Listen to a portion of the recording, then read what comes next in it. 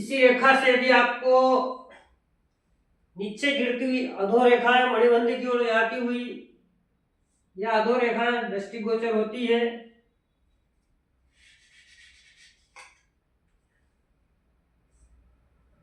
तो ये आपको पतन की ओर ले जाती है, ऑब्स्टकल्स की ओर ले जाती है, दुर्भाग्य की ओर ले जाती है। ऐसी रेखाएं अशुभ होती है केवल मध्य भाग तक ही। उसके बाद यदि जीवन रेखा से शाखाएं आपको मणिबंध की ओर नजर आती है तो इसका परिणाम अलग होता है, जिसे हम मत्स्य रेखा कहते हैं। उसके बारे में भी आपको जानकारी मिलेगी। परंतु यदि इस प्रकार की शाखाएं यदि गिरती हुई नजर आती है तो यह अशुभ है, जीवन की हानि करने वाली रेखा है।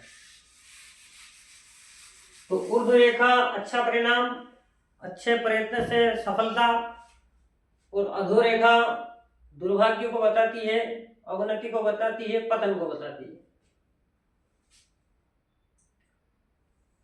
उसी अनुरूप जीवन रेखा जो कि त्यों है, अच्छी स्थिति में है,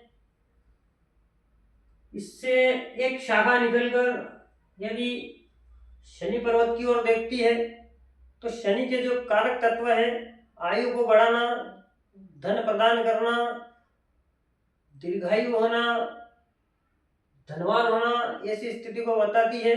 उसी अनुरूप इस पर एक और शाखा यदि आ जाती है जो कि दो मुहा यदि आपको रेखा इस प्रकार की नजर आती है तो यह द्विगुणित फल प्रदान करने वाली रेखा होती है। व्यक्ति कार्य एक ही करता है परंतु उस कार्य से उसे दो प्रकार से लाभ होता है। उसी अनुरूप यदि यह तीन रेखाएं आपको दृष्टिगोचर होती है जो कि एक त्रिशूल का चिन्ह आपको देखने को मिलेगा, ये त्रिगुणात्मक वृद्धि करने वाली रेखा होती है, तीन तरह से व्यक्ति को उन्नति प्रदान करती है।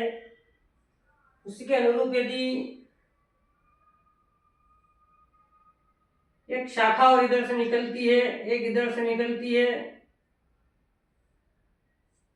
और इस प्रकार यदि यह आपको दिखाई पड़ती है हाथ में, एक रेखा, दो रेखा और तीन रेखा, तीन रेखा तक तो स्थिति शुभ होती है। परंतु यदि तीन से अधिक रेखाएं आपको ऊर्ध्व रेखा पर नजर आती हो,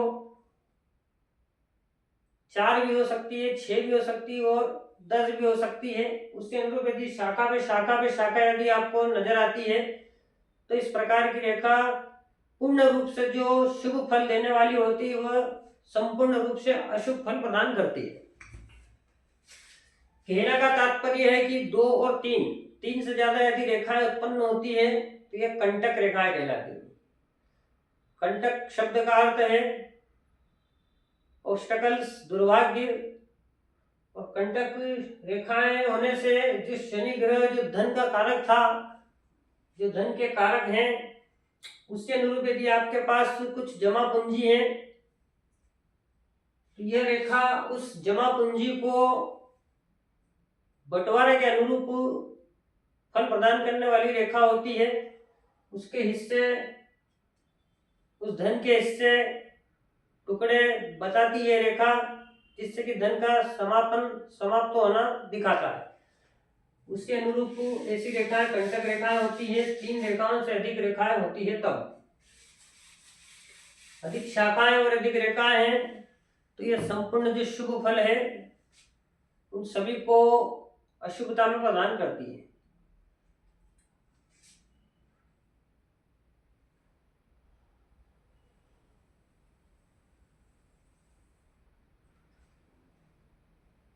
उसी के आधार पर